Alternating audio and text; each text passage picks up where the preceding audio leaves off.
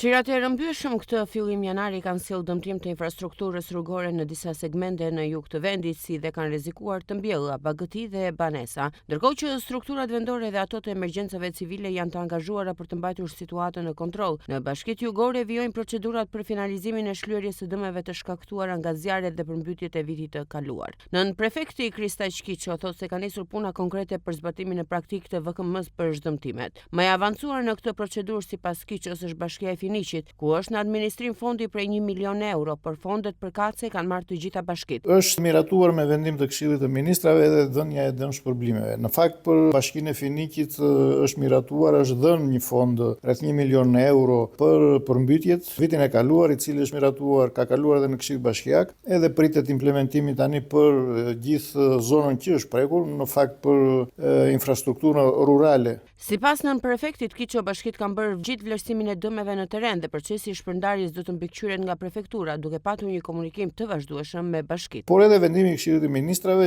u jep të drejtë të bashkive, u jep fonde dhe të drejtën e bashkive për të dëmshpërblyer ato familje të cilat kanë humbur banesat në periudhën e zjarreve ose kanë pas humbje në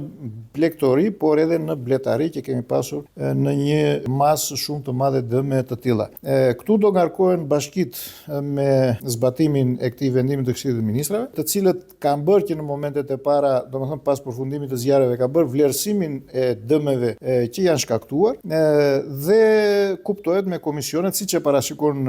ligji, do filloj të jepet edhe dëmshpërblimi për këto dëme që janë shkaktuar vitin e kaluar. Ne si prefekturë do ta ndjekim nga afër gjithë situatën dhe zbatimin e vendimit të Këshillit të Ministrave dhe do vijoj edhe me vizitat edhe të vetë prefektes, por edhe të nën prefektëve